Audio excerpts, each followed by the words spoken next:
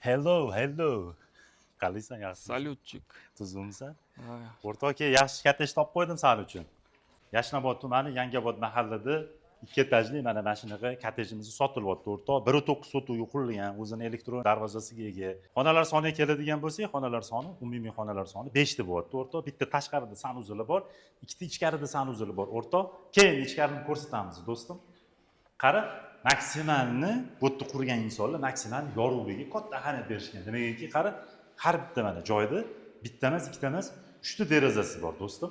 Ko'ryapsanmi? Keyin endi oshxonadan boshlaymiz. Birinchi qiladigan ishimiz oshxona. Ayollarning orzusi. Ha, ayollar yaxshi ko'radigan joy. Oshxonamizni ham qara, maksimal qilib, chiroyli qilib, yorug' qilib, kattagina manki kuxunni garniturni qilib, ha, o'rtoq?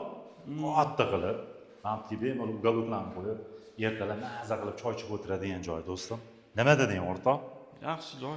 Birinchi etajda ikkita xonamiz bor ekan, bitta zal, bitta родительский, ya'ni yoshi katta insonlarga juda ham yaxshi to'g'ri keladigan joy. Ko'pchilik bizga chiqadi, misol ko'p kottejlarda birinchi etajda bitta xona qilib qo'yishadi, bitta oshxona qilib qo'yishadi. Bu yerda maksimalni o'sha narsaga ahamiyat berishgan. Qara, bu gulxoy xonamiz emas, bu yerdan bemalol xonani mana bu eshikni ochib qo'yib, aylantirib, shabada deydi.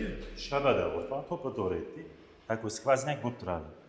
Keyingi xonamiz bu spalni, o'sha boya aytganimdek, yoshi katta insonlar bo'lsa, agar ota-onalari ikkinchi qavatga chiqishga poligonni qiynalishadi, mana bu yerga ham taklif qilib qo'yishgan, mana xonani ko'ryapsan.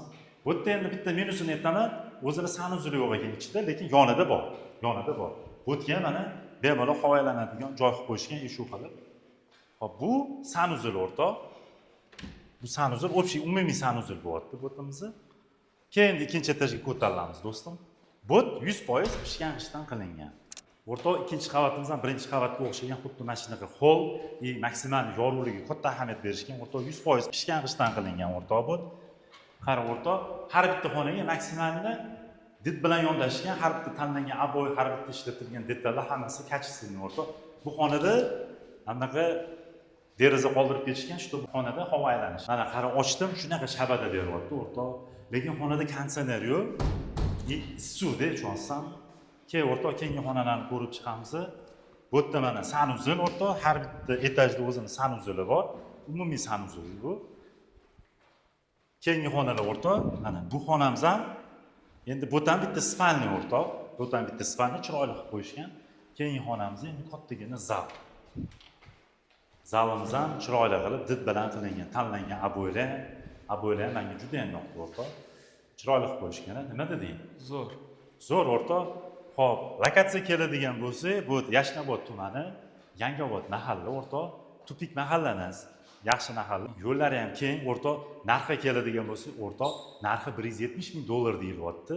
1.9 sotuvga qurilgan xonadonimiz.